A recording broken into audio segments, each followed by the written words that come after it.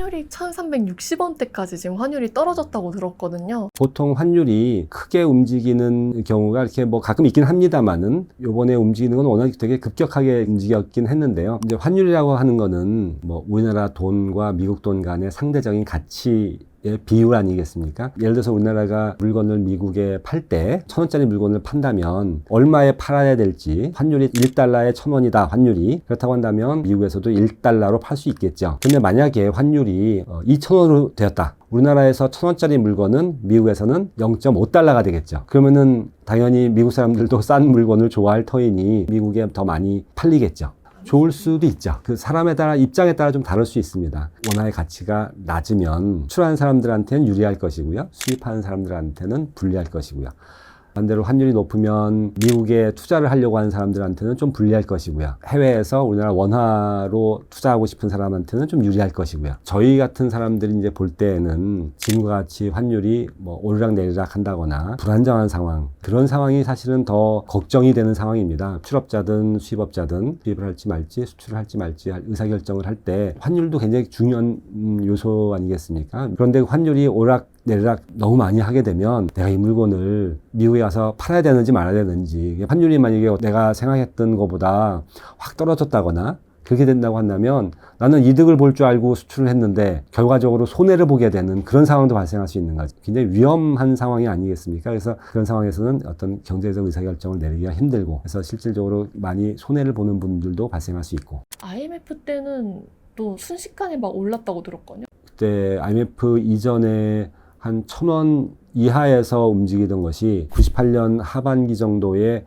2,000원 근처까지 갔었거든요. 상대적으로 이렇게 좀 짧은 기간에 많이 올랐죠. 그게 사실상 한국은행에서 바라보는 가장 위험한 순간인 거네요. 그렇죠. 그런 걸 가장 경계하는 현상이죠. 많은 분들이 뭐 이제 관세 전쟁에 이어서 미국은 환율 쪽으로 고개를 돌렸다. 환율 전쟁이 시작된다. 뭐 이렇게 얘기를 하기도 하더라고요. 그런 관세, 환율 이런 얘기들은 경제적인 어떤 근거에 의한 논의는 아닌 것 같아요. 정치적 의미가 큰 것 같습니다. 그런 이야기를 보다 보면 관세 같은 경우에도 너무 다수의 경제학자들이 그런 정책을 비판하고 있고요. 반대하고 있고요. 하다못해 그때 그 관세를 발표할 때에도 뭐 이상한 뭐 공식이라고 이제 이야기한 것이 있는데 뭐 정말로 듣도 보도 못한 그런 공식을 들고 나와서 이제 그런 것들이 맥히는 대상층이 누굴까? 그 오디언스가 누구였을까? 그 자체로도 정치적이라고 밖에 볼 수 없는 거죠. 자신의 어떤 지지층 내지는 특정 계층에게 맥힐 만한 그런 주장을 한다는 것은 그건 뭐 정치적이라고 볼 수밖에 없죠. 반대편에서 한번 그 생각을 이렇게 얘기해 보면 이 사람은 뭔가 판을 흔들고 싶은 사람인 것 같다. 판을 흔들기 위해서는 뭔가 엉뚱하고 말은 안 되지만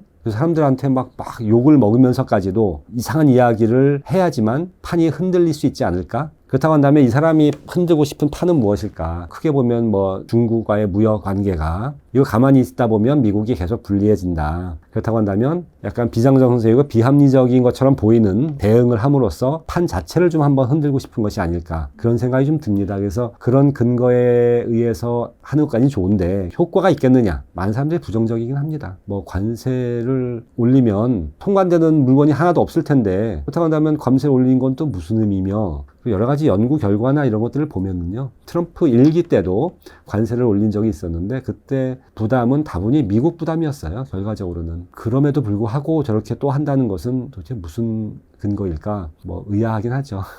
이 관세 전쟁의 연장선으로 우리나라 환율을 좀 끌어내리는 스탠스를 취하는 것 아닌가 하는 생각이 드는데, 원칙상으로는 그렇죠. 수출하는 입장에서 본다면 환율이 떨어지면 수출하는 물건이 비싸질 수밖에 없으니까 동일한 가격에 수출하게 되면 수익이 떨어지게 되니까 불리해지는 거죠. 그래서 원칙상으로는 그렇습니다만은 최근 한 뭐 20-30년간의 여러 가지 세계 무역 구조가 소위 말하는 글로벌 밸류 체인 식으로 한 나라에서 생산된 부품이 다른 나라 가서 조립되고 그 조립된 물건이 또 다른 제3의 국가에 수출되기도 하고, 이렇게 되게 많은 나라들이 서로 연계되어서 무역이 이루어지는 그런 형태가 되었습니다. 예를 들어서 이런 거죠. 우리나라에서 수출한 물건이 비싸지면 미국 사람들은 미국에서 만들어진 물건을 사면 되겠네 라고 생각하지만 미국에서 물건을 만들지 못하고 있거든요. 사실상 중국에서 오고 아니면 중국에서 만든 부품을 다른 나라에서 뭐 조립하다든지 뭐 추가적으로 가공해서 미국으로 올 것이고요. 그런 과정 속에서 보면 단순히 환율이 오르고 내림에 따라서 수출을 하고 뭐 수출 대신에 자국품을 사용하고 이러는 것이 이루어지기가 좀 힘든 얘기예요. 그래서 원칙상의 출에 유리하고 수입에 유리하고 뭐 이런 효과가 있기에는 어려운 얘기죠.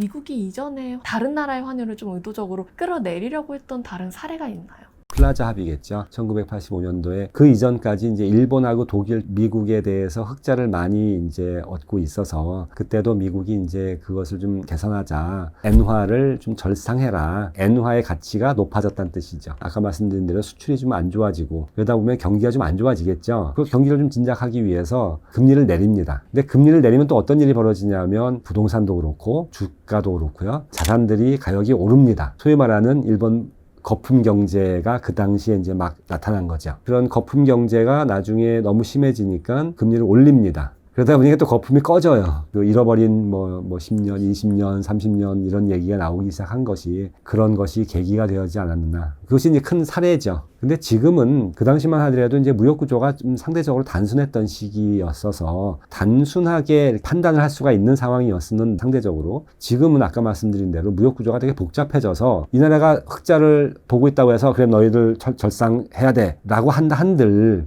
그것이 기대한 효과를 얻을 수 있겠는가? 전 세계 무역에 어떤 이상한 파급 효과를 낳지 않겠는가? 그런 우려가 큰 거죠. 업계에 계신 분으로서는 화가 날 수도 있을 것 같다는 생각이 들더라고요. 이런 것들이 이렇게 오래 지속되지는 않을 것이다. 뭐 그런 생각은 듭니다. 판이 흔들렸다가 이렇게 점프했다가 다시 이렇게 착지를 할 때 자리를 좀 잘 보고 어느 자리에 좀 착지해야겠나? 내가 앉을 자리를 잘 봐야겠죠. 불확실성이 높을 때 이럴 때는 가급적 시류에 흔들리는 투자 행태나 그런 자산 보유는 가급적 좀 지양하시고 좀 안정적인 형태로 운용하시는 게 좀 도움이 되지 않을까 그런 생각이 듭니다. 해외 자산 투자를 할 때 많이들 보시면 환율 부분 이 부분을 이렇게 변동성이 심할 땐 조금 더 고려를 하셔야 되지 않을까. 또 하나는 우리가 보통 금융시장에서 보다 보면 관계를 거꾸로 이해를 한다거나 좀 약간 다르게 이해를 하면 좀 낭패를 보시는 경우가 있을 수 있어요. 예전에 과거의 사례를 보다 보면 환율이 이제 절상될 때 주식시장이 되게 화랑된 경우가 많았어요. 그 자체의 원인도 뭐 있을 수는 있어요. 환율이 계속적으로 이제 떨어지면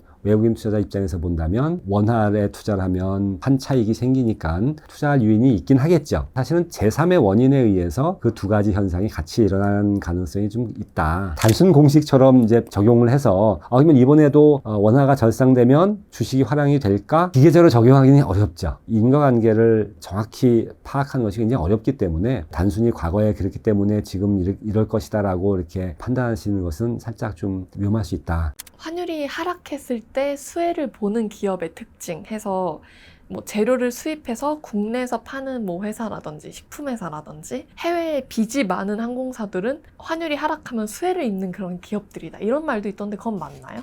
뭐 그럴 수 있겠습니다. 예, 왜냐하면 우리나라 원화 가치가 높아진다는 거는 우리 뭐 해외여행 갈 때하고 똑같은 거죠. 동일한 우리나라 원화로 더 많은 외화를 살 수 있는 거 아니겠습니까? 네.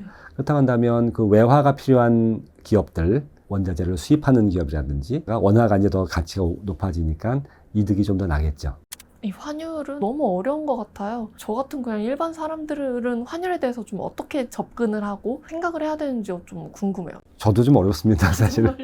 그렇죠. 공부할 때도 그렇고 연구하고 분석할 때도 환율 이런 게 들어오면은요 모든 게 2배가 돼버려요. 통계도 2배가 돼야 되고 계산해야 될 것도 2배고 그러다 보면은 당연히 분자 분모가 헷갈리기도 하고 어쩔 때는 이게 분자였나 분모였나 이렇게 막 헷갈릴 때도 있고요. 국제 관련된 분석을 할 때는 어렵고 힘듭니다. 그러니까 일반인들만 그러시는 건 아니고요. 그래서 한 나라 경제 판단하는 것도 쉽지 않은데 두 나라 경제를 판단해서 비교해서 뭐 그것으로 이제 그렇게 기초해서 거래가 되는 거다 보니까요. 어렵죠. 예.